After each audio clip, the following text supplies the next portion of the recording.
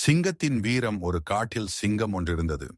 அந்த சிங்கத்தின் பிடரி ரோமங்களுக்கிடையே ஒரு ஈ வாழ்ந்து வந்தது. அந்த ஈ, நான் சிங்கத்தின் பிடரி ரோமங்களுக்கிடையே வாழ்ந்திருப்பதால்தான் சிங்கம் இவ்வளவு வீரமாக இருக்கிறது. நான் இருப்பதால்தான் சிங்கம் நன்றாக வேட்டையாடி பசி இல்லாமல் இருக்கிறது. இந்த சிங்கத்தின் வாழ்விற்கே நான் தான் காரணம். நான் இல்லாவிட்டால் சிங்கத்தால் எதுவுமே செய்ய முடியாது என்று நினைத்துக் கொண்டிருந்தது. ஒரு நாள் தலை அரித்ததால் ஒரு சிறு மரத்தில் தலையை உரசிக் கொண்டது சிங்கம்.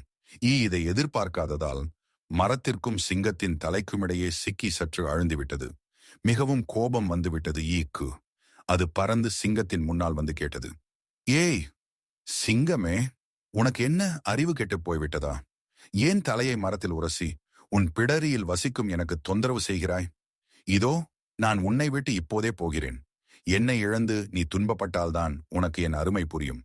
சிங்கத்திற்கு ஒன்றுமே புரியவில்லை. அது மீண்டும் மரத்தில் தலையை உரசியது. அப்போது மரம் அசைந்து சருகுகள் உதிர்ந்தன. இதை பார்த்து கத்தியது ஈ, அட முட்டாள் சிங்கமே, பார், நான் உன்னை விட்டு போகிறேன் என்று சொன்னவுடனே காற்றடித்து சருகுகள் உன் மீது உதிர்கின்றன. இனி வரக்கூடிய துன்பங்களை எல்லாம் நன்றாக அனுபவி. இனிமேல் நான் உனக்கு உதவி செய்ய மாட்டேன். பிறகு ஈ பறந்து சென்றது. இந்த ஈ இவ்வளவு காலம் என் பிடரியில் இருந்தது என்று இப்போதுதான் எனக்கு தெரிகிறது என்று தனக்குத்தானே சொல்லிக் கொண்டது சிங்கம். தான் இல்லாவிட்டால் எதுவுமே நடக்காது என்று அகம்பாவம் கொள்பவர்கள் இந்த ஈக்களை போன்றவர்கள்தான். எத்தனையோ அறிஞர்களும் மகான்களும் பேராற்றல் மிக்கவர்களும் வந்து சென்ற இடம் இந்த உலகம். அந்த நினைவும் பணிவும் நமக்கு வேண்டும்.